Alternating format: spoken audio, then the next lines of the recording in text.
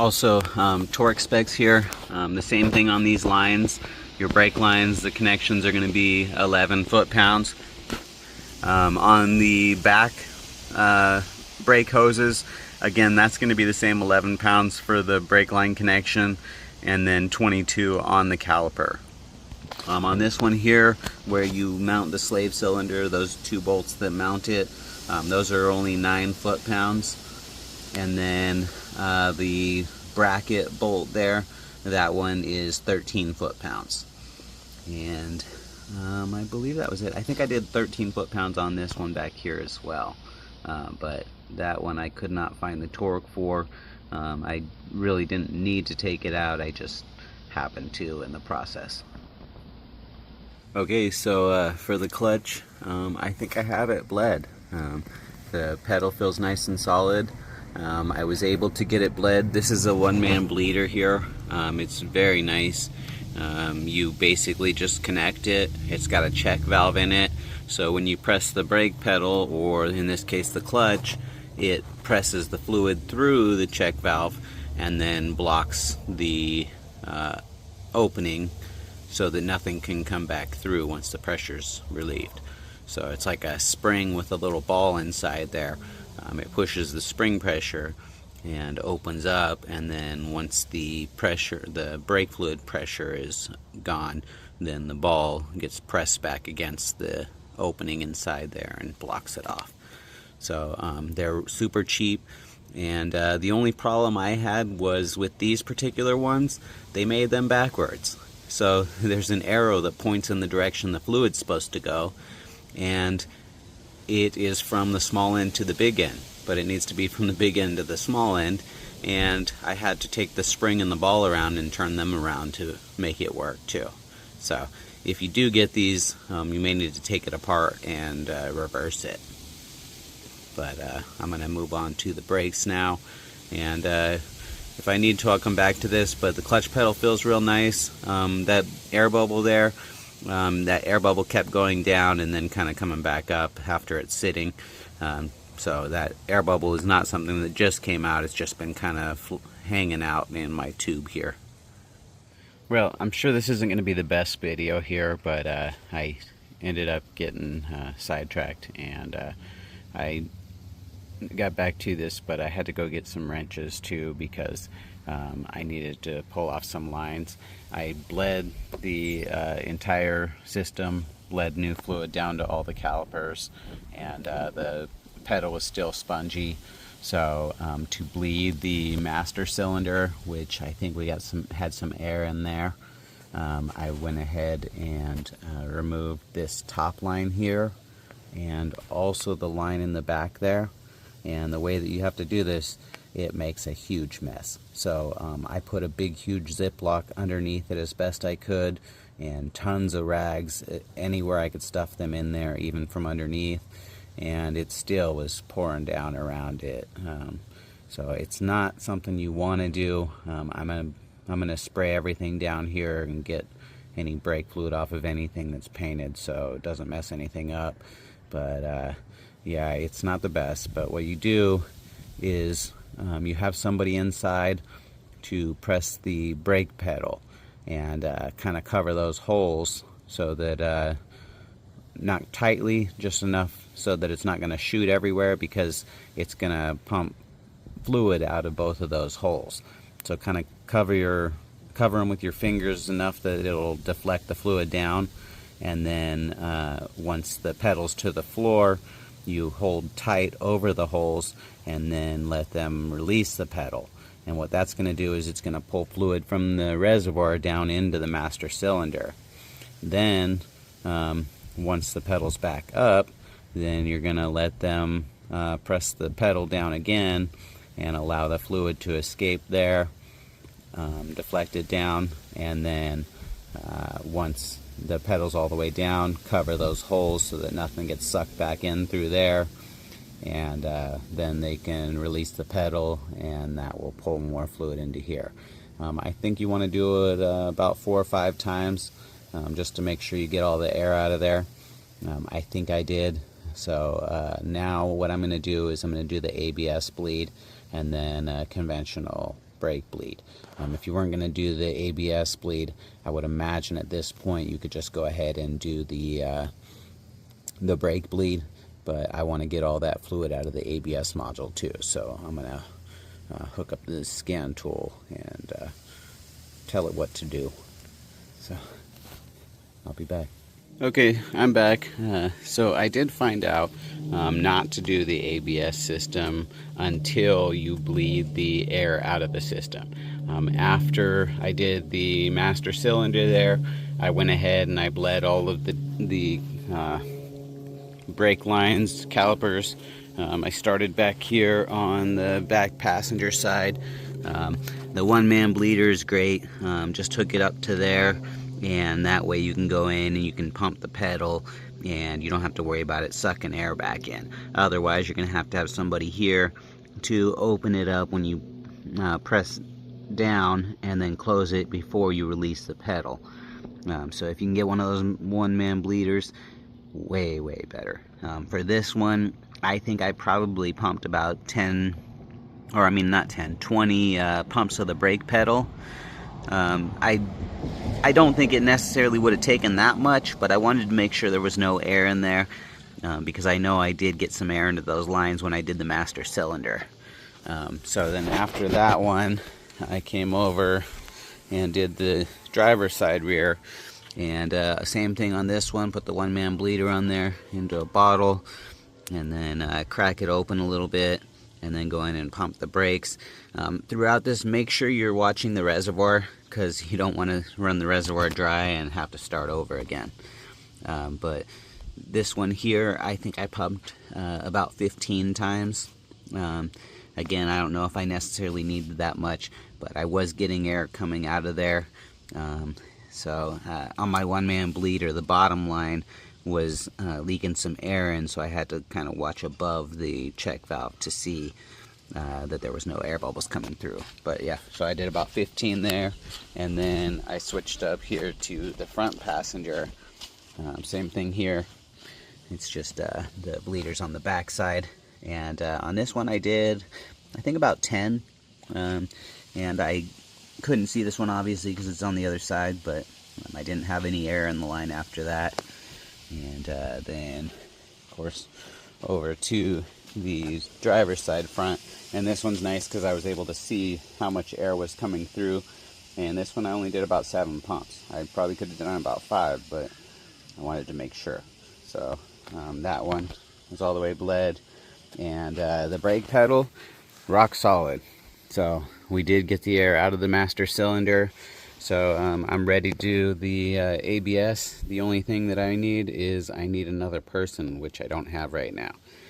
So when you do the scan tool ABS bleed, to bleed the ABS module, you have to hold the brake down the whole time, and the brake pedal fluctuates.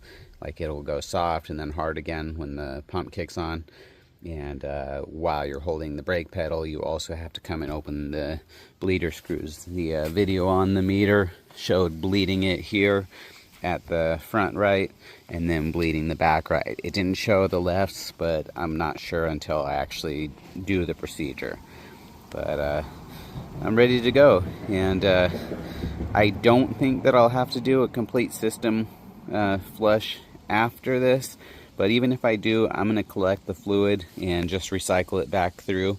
I did have some fluid that I took out, which was this here. And had I not used a dirty bottle, I would have just cycled this fluid back through, because when I measure this, it's at 0.1% water. So everything in there is nice and flushed, and obviously there's some kind of separation between what's in the ABS module and the regular fluid. Otherwise we would have been absorbing water out of that too. So I'm ready to do this. I gotta find somebody to recruit. So let me see what I can do. Okay, I wanted to include how to rebuild the calipers, but the front calipers, I could not get the piston out. It must be so rusted inside that the piston won't slide out. So I gave up on the front ones, but this is the back one, so I wanted to kind of show you how it is. Some calipers, this rubber seal here will go on the piston itself, and the sliding surface will be in the bore of the caliper in here. On this one, I don't know if you can see it, but down inside there is a groove that rubber seal goes in, and your sliding surface is actually the inside against the piston. So on one where the bore is your sliding surface, you need to get a honer and hone out the inside. It basically grinds the surface smooth. So in this case, because our sealing surface is the piston, all you need to do is replace the piston. And the pistons are pretty cheap. I think less than 10 bucks if you get it at the right place. And then the rebuild kit, maybe another 10 bucks. And it comes with the rubber seal, the boot, and a snap ring. And basically what you're going to do is you're going to put that seal in there, maybe grease up the piston with a little bit of brake fluid, and then slide that in there, and then the boot goes in, and then you put the clip to hold the boot in, and that goes right up towards the end there. It's really pretty simple. It's just getting the piston out. This is the hard part. To get the piston out, you can use compressed air, or you can get the piston out while it's in the car. If you press the brakes without the brake pads in there, it'll push the piston out, but then you end up with a big mess. So what I recommend is when the piston is inside there, you can pry against this lip here and pry the piston out slowly, and it'll slide out. You're gonna have to put, different things between there to be able to raise it up to the level of where that groove is at, so it can keep prying. Like maybe something like this, and then one of these, anything just basically to give you a spacer so that you can pry against that lip, and it will come out, unless of course it's rusted like my front ones were. So hopefully that helps. Okay guys, so for now I'm gonna end up just stopping the video a little early, because my meter, or my scan tool, the bidirectional scan tool, every time I tried to run the test, it failed. So either there's something wrong with the scan tool, or there's something that I'm not doing beforehand, but it does not seem like it's working. So I did get everything bled, brake pedal's good. I had to re-bleed the clutch, just because I had an issue with the front wheel spinning, with the clutch pedal not depressed. So I bled it and bled it and bled it, and it was still doing the same thing. So I did some research, and it turns out that if it's just one wheel turning slightly and you can stop it with your hand, then it's not anything to worry about. It's just slight drag. I said something about the transmission fluid, but I'm not gonna worry about that. I'm just gonna go ahead and put the tires back on, lower it down, and take it out for a test drive now and make sure everything feels right. And if not, then I'll be back to make sure it is. Alright, so guys, I'm done here. I did put it back together and take a long test drive. I just drove around the block at first, but once everything felt good, I went ahead and took a long test drive out to the lake with my dog, and we had a nice little trip. It's amazing. When you change parts, a lot of times you don't realize that they're bad until you change them. In this case, my brakes, the calipers, were so rusted inside that they were dragging. And the only way that I realized that is that now when I'm not pressing the brake pedal, or like when I let off the gas, instead of it slowing down right when I do, it's like it just wants to coast. And also even accelerating, it didn't feel like I had to push the gas as much. The brakes, when I press them, they stop really fast. I found myself stopping before I'd get to the stop sign, just because I expected the brakes to not stop as well. But it's all done. The brake pedal is super hard. Brakes work amazingly. Clutch works amazingly. So no air in there. I was not able to do the ABS. I believe the scan tool I got has an issue with it, so I'm going to return it and get another one. So hopefully that is the issue, and once I get that, then I'll maybe add a little additional part to this to show that being done. But the master cylinder bleed obviously was good, and it's all back to like it should be. And I did check the fluid in there. The level's at 0.1% still. So the ABS fluid is, or the brake fluid that's in the ABS is obviously separated in some way from your fluid in your reservoir. So yeah. When that gets changed, then I'm sure I'll have to, I don't know, I may have to change out the brake fluid, but we'll see. Now the brake fluid that I pulled out of there, I have over here.